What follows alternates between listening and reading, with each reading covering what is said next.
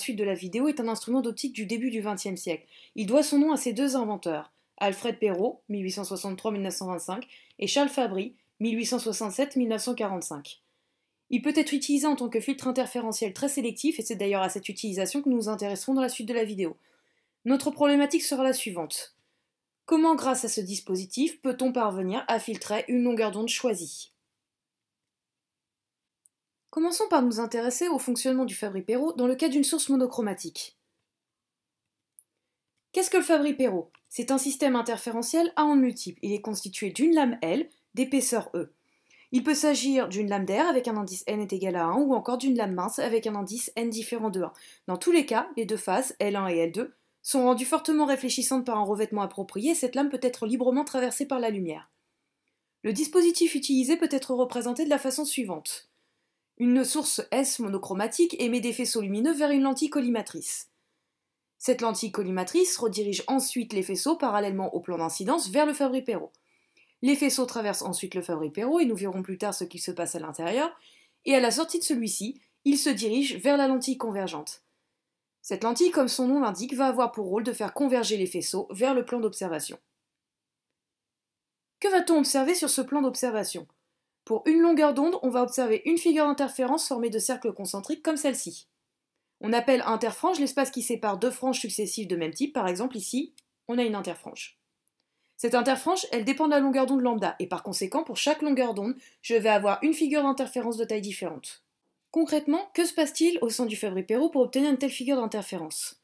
Rappelons que L1 et L2 correspondent aux deux phases du Fabry-Perot. T1 représentera la transmission sur l'interphase allant du milieu 1 vers le milieu 2, T2 la transmission sur l'interphase allant du milieu 2 vers le milieu 1, R1 la réflexion sur l'interphase allant du milieu 1 vers le milieu 2, et R2 la réflexion sur l'interphase allant du milieu 2 vers le milieu 1. Notre source émet un faisceau lumineux d'amplitude A0. Ce faisceau est transmis par L1 avec une amplitude A0T1 et arrivé au niveau de L2, une partie va être transmise avec une amplitude A0T1T2, tandis que l'autre partie va être réfléchie avec une amplitude A0T1R2. Arrivé sur L1, à nouveau une partie va être transmise et l'autre partie va être réfléchie et ainsi de suite.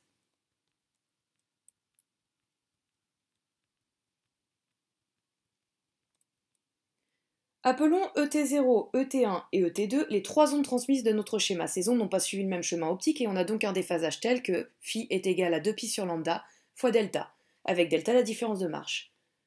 Concrètement, que vaut cette différence de marche? Pour le savoir, effectuons un agrandissement sur les deux premières ondes transmises. On observe que les faisceaux suivent le même chemin jusqu'à K et après H. La différence de chemin optique entre les deux ondes transmises se produit donc entre ces points. ET0 parcourt KH dans l'air, son chemin optique vaut donc KH. Le faisceau qui se réfléchit à l'intérieur du Fabry-Perot suit quant à lui chemin KJI, dans le milieu d'indice n. Son chemin optique vaut donc n fois KJI. On en déduit que delta peut s'écrire de la façon suivante, et en utilisant les formules de trigonométrie, on arrive facilement à delta est égal à 2ne cos θ. Cela nous amène à la formule du déphasage, phi est égal à 2π sur lambda fois 2ne cos θ, avec n l'indice du milieu, E l'épaisseur du Fabry-Perot, et θ l'angle de réfraction. Revenons maintenant sur les ondes transmises ET0, ET1 et ET2.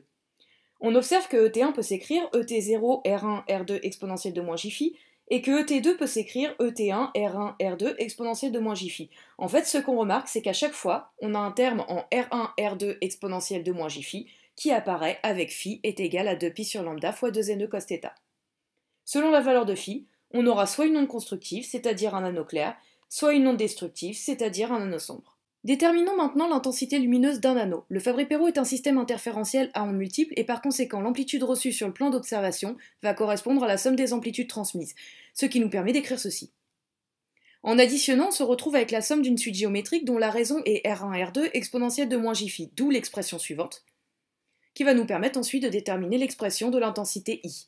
I est égal à I0 sur 1 plus m sinus carré de phi sur 2, avec m est égal à 4 fois grand R sur 1 moins grand R au carré, et grand R le coefficient de réflexion d'intensité qui correspond au modulo carré du coefficient de réflexion d'amplitude. À partir de cette expression de l'intensité, on va pouvoir obtenir l'expression de la fonction de transfert, ce qui va nous permettre ensuite de tracer les figures de transmission que nous allons voir dans la suite de la vidéo. On sait maintenant comment fonctionne le Fabry-Perot avec une source monochromatique, mais puisqu'on s'intéresse à lui en tant que filtre interférentiel, c'est plutôt le cas polychromatique qui doit nous interroger. Concrètement, Qu'est-ce qui change dans le cas d'une source polychromatique? Au niveau du dispositif, rien. Il ne change pas et fonctionne de la même façon. En revanche, sur l'écran, nous n'allons plus observer une figure d'interférence comme celle-ci, mais plutôt un spectre cannelé comme celui-là. Qu'est-ce qu'il s'est passé? Tout simplement, le Fabry-Perot a laissé passer une ou plusieurs longueurs d'onde, et chacune de ces longueurs d'onde a produit sur l'écran une figure d'interférence qui lui est propre puisqu'on le rappelle, l'interfrange dépend de lambda. Si on se place au centre de ce spectre, toutes les longueurs d'onde que le Fabry-Perot aura laissé passer s'y retrouvent, et du coup, à l'aide d'un spectromètre, on pourra tracer la courbe t est égale à f de lambda.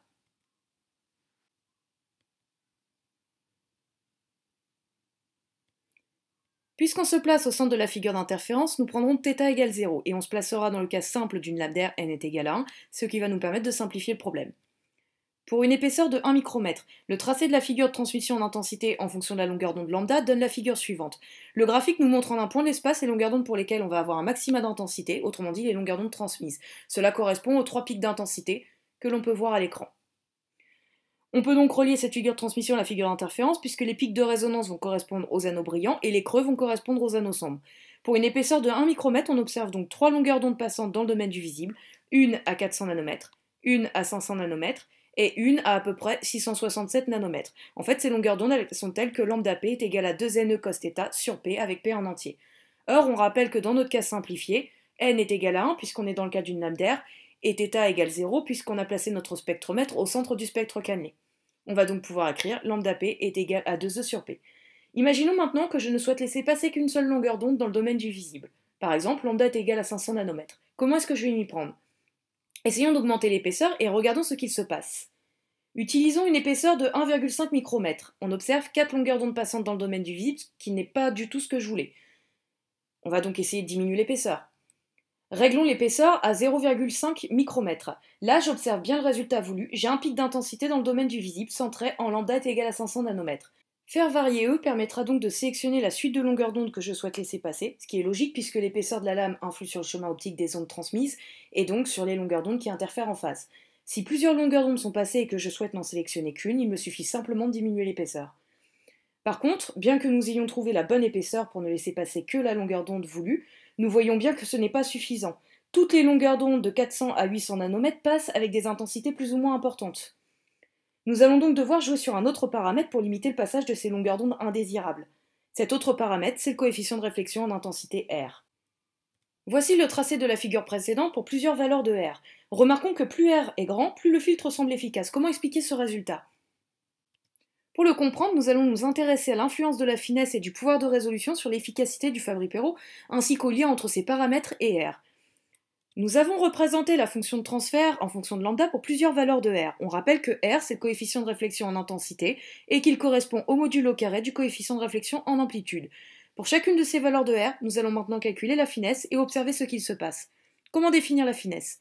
Il s'agit du rapport entre la distance entre les deux pics, grand delta lambda, et la largeur d'un pic, petit delta lambda. Plus cette finesse est importante, plus les pics d'intensité de la figure de transmission et les cercles concentriques de la figure d'interférence seront fins. Les résultats obtenus sont les suivants. Pour R est égal à 0,50, on a une finesse de 5,3. Pour R est égal à 0,80, on obtient une finesse de 18. Pour R est égal à 0,99, on obtient une finesse de 152. Ce qu'on remarque, c'est que plus R augmente, plus F augmente. Il est donc préférable d'avoir un bon coefficient de réflexion pour avoir le filtre le plus efficace possible, et c'est d'ailleurs pour ça que l'on va traiter les lames afin de rendre leur face fortement réfléchissante. Intéressons-nous maintenant au pouvoir de résolution Q. Q, c'est tout simplement le rapport entre une longueur d'onde lambda et la largeur d'un pic petit delta lambda. Il représente tout simplement la capacité qu'a le Fabry-Perot à séparer deux longueurs d'onde très voisines. Nous allons prendre une valeur de lambda qui figurait sur la figure de transmission précédente, lambda est égal à 400 nanomètres. Et nous allons calculer le pouvoir de résolution pour chacune des valeurs de R. Pour R est égal à 0,50, on obtient un pouvoir de résolution de 21. Pour R égale 0,80, un pouvoir de résolution de 71. Et pour R est égal à 0,99, un pouvoir de résolution de 608. Ce que l'on observe, c'est que plus R augmente, plus Q augmente. Autrement dit, le pouvoir de résolution évolue de la même façon que la finesse. Plus il sera important, plus le fil sera efficace. Pour augmenter ce pouvoir de résolution, on peut entre autres justement jouer sur la finesse.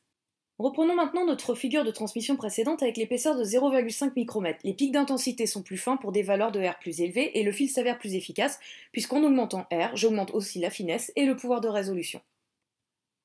Pour terminer cette vidéo, essayons de déterminer l'épaisseur du Fabry-Pérot à partir d'une courbe de transmission quelconque. Utilisons par exemple cette courbe de transmission.